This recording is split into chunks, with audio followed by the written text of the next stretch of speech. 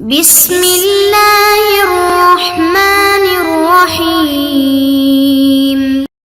السلام علیکم معزز طلباء کرام، آپ سب کیسے ہیں؟ آج ہم نور الانوار کے سبق نمبر 200 کو پڑھیں گے۔ آج کے ہمارے سبق کا عنوان ہے معرف باللام کا مفید عموم ہونا۔ آج کے ہم سبق کی عبارت اور اس کا ترجمہ پڑھ کر باقاعدہ وضاحت کی طرف بڑھتے ہیں، لیکن یہ بات ذہن میں رہے کہ آج جس چیز کو ہم پڑھنے جا رہے ہیں وہ یہ ہے کہ ہم نے ماقبل میں پڑھا تھا کہ نکرہ صفت عامہ کے ساتھ موصوف ہو کر مفید عموم ہوتا ہے۔ تو آج ہم یہ پڑھیں گے کہ جس طرح نکرہ وصف عامہ کے ساتھ موصوف ہو کر عموم کا فائدہ دیتا ہے، اسی طرح معرف باللام بھی مفید عموم ہوتا ہے، شرط یہ ہے کہ وہاں تعریف عہدی درست نہ ہو۔ تو برعکس اس کی کچھ تفصیل ہے، وہ ہم سبق کی باقاعدہ عبارت ترجمہ کرنے کے بعد اس کی طرف بڑھتے ہیں۔ تو آئیے سب سے پہلے عبارت کر کے اس کا ترجمہ کرتے ہیں۔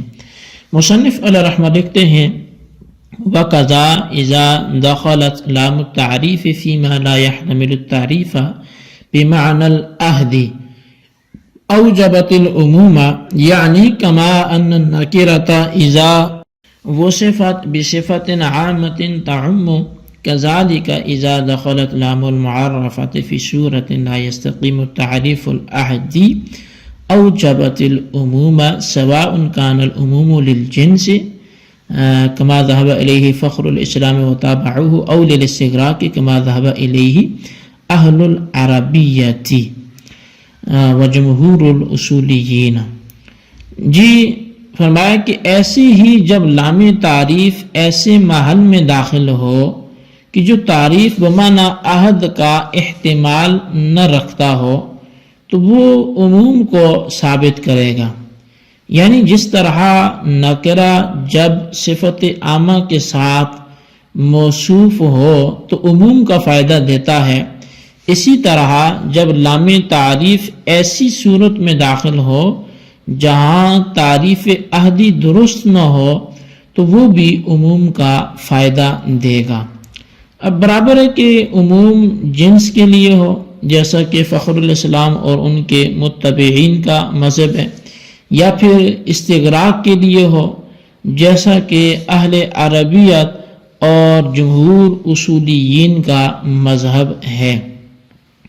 مصنف علیہ رحمہ لکھتے ہیں وفیہ تنبیہ علی ان العہد هو الاصل فی اللام فما دام یستقیم العہد لا یصوار الی معنی آخر۔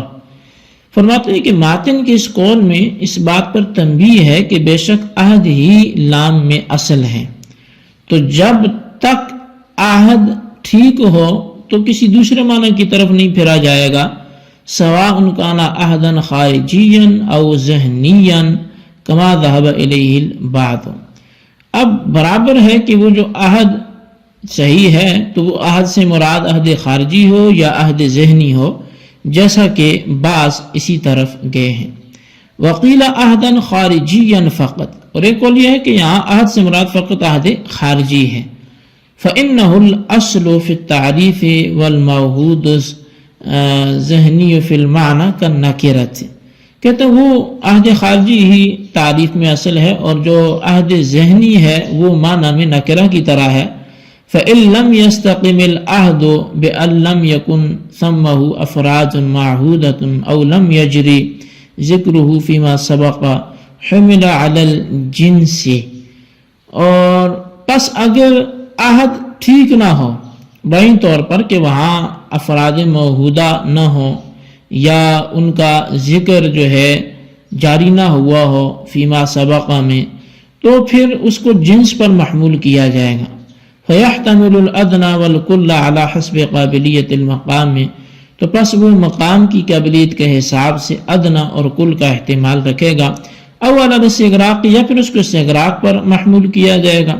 فیستوعب الکل یقینا کما فی قولہ تعالی ان الانسان لفی خسر الا الذین آمنوا وعملوا الصالحات، پس بھی پھر تمام کو یقیناً گھیر لے گا، جیسے کہ اللہ تعالیٰ کا یہ فرمان ان الانسان لفی خسر اور الا الذین آمنوا وعملوا الصالحات، اور اسی طرح اللہ تعالیٰ کا فرمان السارق والسارقۃ اور الزانیۃ والزانی وامثالہ، اور اس کی طرح دیگر بھی مثالیں۔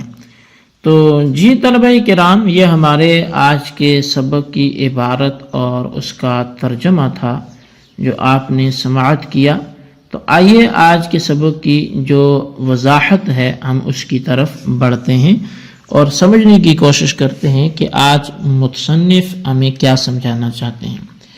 تو شارح فرماتے ہیں کہ جس طرح نکرہ صفت عامہ کے ساتھ موصوف ہو کر مفید عموم ہوتا ہے، اسی طرح معرف باللام بھی مفید عموم ہوتا ہے، بشرط کہ وہاں تعریف عہدی درست نہ ہو۔ یعنی لام تعریف اگر عہد کے لیے نہ ہو تو وہ مفید عموم ہوتا ہے۔ اور اس کی تفصیل یہ ہے کہ لام تعریف کی اولاً دو قسمیں بنتی ہیں، ایک زائد ہوتا ہے اور دوسری غیر زائد ہوتا ہے۔ لام تعریف زائد وہ ہے جو علم پر داخل ہوتا ہے، جیسے الحسن، الحسین۔ اور پھر غیر زائد جو ہے اس کی دو قسمیں ہیں، جو کہ علم پر داخل نہیں ہوتا، تو اس کی دو قسمیں، ایک اسمی ہوتا ہے، ایک حرفی ہوتا ہے۔ اچھا، لام تعریف اسمی وہ ہوتا ہے جو اسم فاعل اور اسم مفعول پر داخل ہوتا ہے اور الذی کے معنی میں ہوتا ہے، جیسے الضارب، المضروب۔ اور پھر جو الف لام حرفی ہے اس کی چار قسمیں بنتی ہیں۔ یہ ہر نحو کی بنیادی کتاب میں آپ پڑھتے ہیں، سنتے ہیں۔ تو وہ جو پھر الف لام حرفی ہے اس کی چار قسمیں بنتی ہیں، ایک جنسی ہوتی ہے، دوسری استغراقی ہے، تیسری عہد ذہنی ہے، چوتھی عہد خارجی ہے۔ اچھا، جنسی وہ لام ہے جو اپنے مدخول کی حقیقت اور ماہیت پر دلالت کرتا ہو، افراد سے قطع نظر کرتے ہوئے، جیسے الرجل خیر من المرأۃ، یہاں جنس مرد جنس عورت سے بہتر ہے۔ اور استغراقی وہ لام ہوتا ہے کہ جو اپنے مدخول کے تمام افراد پر دلالت کرتا ہو، جیسے ان الانسان لفی خسر الا الذین آمنوا وعملوا الصالحات، یا السارق والسارقۃ الزانی والزانی الزانیۃ والزانی۔ اب یہ تمام کے تمام افراد انسان مراد ہیں، تمام کے تمام افراد سارق و سارقہ مراد ہیں، زانی و زانیہ مراد ہیں۔ اور عہد ذہنی وہ لام ہے جو اپنے مدخول کے بعض غیر معین افراد پر دلالت کرے، جیسے خاف ان یأکلہ الذئب، کہ مجھے خوف ہے کہ کہیں اس کو بھیڑیا نہ کھا لے۔ اب یہاں پر جو الذئب ہے تو یہ عہد ذہنی ہے لیکن غیر معین ہے۔ اور عہد خارجی وہ لام ہوتا ہے جو اپنے مدخول کے بعد معین افراد پر دلالت کرے، جیسے فعصى فرعون الرسول، کہ فرعون نے رسول کی نافرمانی کی، تو یہاں جو الرسول پہ الف لام ہے وہ معین رسول یعنی حضرت موسیٰ علیہ السلام یہاں سے مراد ہے۔ تو بہرحال اگر کسی لفظ پر لام تعریف داخل ہو اور وہاں عہد کے معنی مراد لینا درست نہ ہوتا ہو تو وہ لام مفید عموم ہوگا۔ وہ لام خواہ جنس کے لیے ہو جیسا کہ فخر الاسلام اور ان کے متبعین کا مذہب ہے، خواہ وہ لام استغراق کے لیے ہو جیسا کہ اہل عربیہ اور جمہور اصولیین کا مذہب ہے۔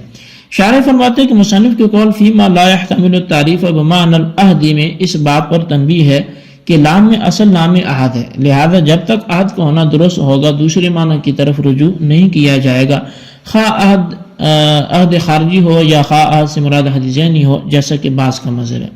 یعنی ان حضرات کے نزدیک مطلق عہد اصل ہے، اور بعض حضرات نے کہا کہ متن میں عہد سے مراد مطلق عہد نہیں ہے بلکہ عہد خارجی ہے، کیونکہ تعریف میں عہد خارجی ہی اصل ہے، اور رہا معہود ذہنی تو وہ معنی کے اعتبار سے نکرہ کی مانند ہوتا ہے، تعریف میں اس کو کوئی دخل نہیں ہوتا۔